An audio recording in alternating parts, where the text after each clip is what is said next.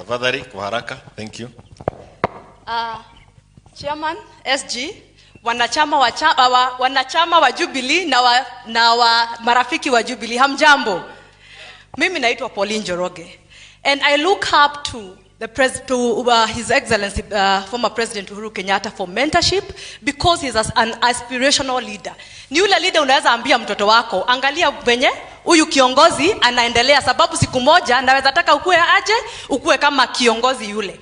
Lakini sahi, do we have leaders, so many leaders that we can tell our children to look up to? And Uhuru Kenyatta, being an inspirational and a visionary leader, he not only built infrastructure that is going to support this country for another 20 years, 30 years, but he also remembered that people who do not know their history are bound to repeat it. Watu wenye hawajui historia yao ama heritage yao, wanaweza enda wafanye makosa yenye yalifanywa huko mbeleni. Na ndivyo akajenga kitu tunaita Uhuru Garden Museum. Hiyo museum, it captures our good history and our bad history, because even from the bad we need to learn. And sasa naona watu wengine wanaenda huko, it has everything from the struggle for independence to post-election violence, the bad and the good. But sasa tunaona watu wengine wanajaribu kuenda huko sababu wako na wageni next week, tuna wageni next week, na hawajawahi fika huko sababu hiyo museum ikijengwa, mabarabara zikijengwa, wao walikuwa juu ya nini? Ya gari na walikuwa juu ya magari wakifanya siasa, wakisema hakuna kitu Uhuru anafanya. Lakini sasa wageni wanatoka nje wanasema wanataka now he had to go there almost going at night ndio aone hii museum inakaa aje, ndivyo mgeni akikuja aweze kumuonyesha, because he had no idea how it looks like. Persons living with Welcome to the bold analysis. Immediately, Ruto came from Saudi Arabia tour. He went straight to Uhuru Gardens to inspect Uhuru Gardens because for two reasons. Number one, Uhuru Gardens is supposed to be handed over to Nairobi County. Number two, Uhuru Gardens is a place where King Charles II, who is visiting the country, of course, late end of this month, probably next week, is supposed to visit. And that Uhuru Gardens is it was actually created, it's a legacy project of Uhuru Kenyatta that Uhuru Kenyatta did in his close working relationship with the military towards last year, towards the end of his tenure. And I remember him making a speech saying the way he talked to Raila, and Raila advised him on what to do with the Uhuru Gardens. It is a place that is remembered by firefight. It's a story that is associated with the fight for independence of the Republic of Kenya. And many are asking why the visiting King Charles is going there. Is because that place is legendary. That place is historic, is essential, because of it is highly associated with our independence. And most, monuments, those who fought for this country, their monuments are actually in that place. When Uhuru Kenyatta launched that space, the last two celebrations that Uhuru did, that was the Jamhuri and Madaraka Day, were held there. Last Jamhuri Day, last Madaraka Day, I think it was Jamhuri and Madaraka Day. The last Jamhuri and last Madaraka Day of Uhuru Kenyatta was actually held in Uhuru Gardens. And something happened. Despite of President having a very big communication team, the State House team did not share the photos of William Ruto visiting Uhuru Gardens. And we've been asking, the State House team communication team have been so transparent in saying everything that the president is doing. But why is it that they gave William Ruto a blackout and those photos was never shared? It's not the act of sharing photos, but it's the act of that story. In newsroom that someone say editor sitting on that story. So the State House team decided to sit on that story and it's not anywhere. It was not shared there. That point has been drawing political questions on what exactly is going on.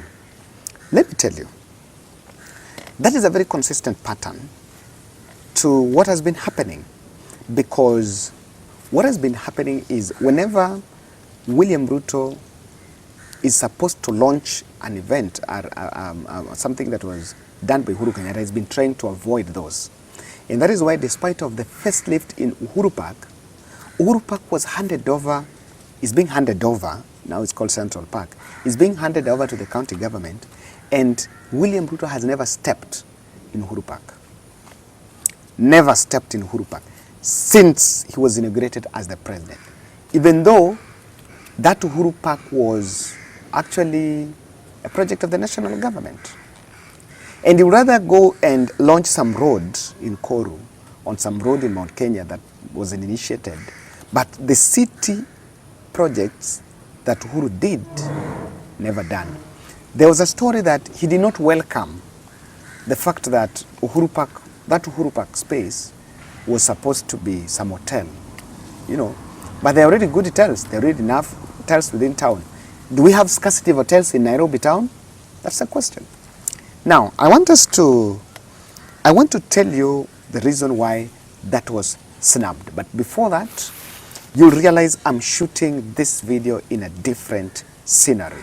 This is the beautiful Uzuri coastal apartment. It's located in the middle of Sultan Palace, north of the coast. It's an amazing place. So, if you want to book a B&B where you can just relax with your family or yourself, you're working, just in a new environment, a fresh environment, you need to visit this place. So you can book your space because it's amazing. It's a 2-bedroom B&B fitted with good furnitures, of course, well furnished. They have supportive, very good supportive staff, kitchen, and everything here. They're in a place where children can play. Yes, children can play. And from here, you can also get a very good view of the beach. So if you're around this place, you are coming to Kenya.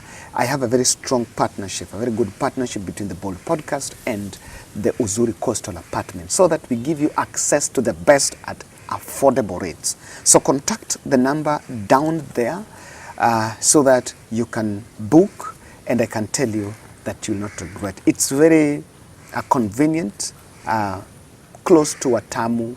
It's proximity to Atamu, Malindi, Mombasa, the SGR, Kilifi, and by the way, this place is very leafy. And if you're coming to Mombasa, this is my second time here. Hey, me realize hata nilikuwa nimekuja na suti. I came here with my suit. Hey, I'm used to suits. I'm telling you, you could not shoot with the suit here because this place is very conducive and very nice, especially when you go to the beach. Now, why don't you share those photos? There are 3 reasons. Number 1, William Ruto do not want to amplify Uhuru legacy. You can forgive him for this, but this one he won't do. William Ruto do not want to hear of anything like amplifying Uhuru legacy. What Uhuru did should be not something of the past. And that is why I've been saying that the leaders that were saying that we want to take this country where Moi left it or where Kibaki left it have been insulting Uhuru Kenyatta. It's just to say that Uhuru Kenyatta was a president and he did nothing. They've been insulting Uhuru Kenyatta. And the reason why that narrative was brought was not to promise you how they are going to change things, how they're going to be a roller coaster in the economy, was just to show you how, not a roller coaster in the economy, but to show you how, for them, there was nothing like Uhuru Kenyatta did. And why is Ruto trying to bury Uhuru Kenyatta Ruto legacy? He must bury Uhuru legacy because he doesn't have a track record. He doesn't have a track record. I'm telling you, we have been, and when I analyzed about SGR, when there was a tax on the SGR project, from Mombasa from Kisumu, from Nairobi to Mombasa, this was my second time using SGR. And the last time I used economy, 1,000. The last time I used, I'm told there is economy and the other one. So there's the economy for 1,000, then there is 3,000, which is the executive class. Now I saw that, I saw that, the two terminals and that experience. I'm saying, I was just asking myself a question. How about if in the next 30 years, we are done with the China loan and that SGR belongs to Kenyan government? You know, let me tell you, we say that Uhuru did this, Uhuru did that. But there is something that happened. Two things. Mombasa, I went to Mount Kenya. Road network is wow. I used that SGR. And yes, I said, you know, almost like more than 1,000 passengers are coming this way.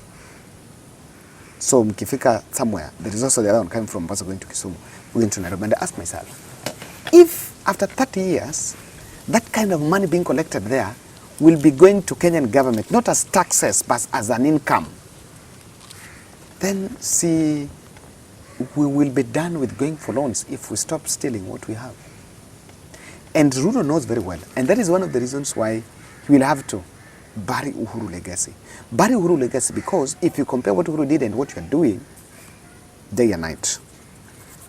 Number two is that land was recouped from grabbers. That land, the land where Uhuru Garden sits, is a land that had been grabbed. And those around William Ruto were largely mentioned around it. Part of it was shelved from some nearby primary school. And that land was in contention. So remember, land that had already been grabbed was taken care of and now being turned as a new heaven for this country. And William Ruto should think about it. You may want to bury Uhuru legacy, but why is it that King Charles is coming? But the first place he's going to is that Uhuru Gardens. He's going to visit that place. Number two, lastly, and because of that land rescope, the fact that that land was grabbed, there is an attempt, they know very well that he's going to be ridiculed. So lisema Uhuru ni mbaya, oh dynasty mbaya, oh dynasty hii. So he knows that he's going to be ridiculed by the Azimio team, or rather the team, the others. The media are going to ridicule him embracing that place. Ladies and gentlemen, that's my take. If you have the photo of Uhuru visiting that place, share it with us. We may also want to see. But remember, you need to visit this place. Mazai place ni poa. Wacha niwaambie tu kwa Kiswahili. This place is good. And you can refer someone. You can even contact me and I'll be able to book and ensure you get to this place. Contact me. You have my contact also here. And you can believe me that this place is amazing.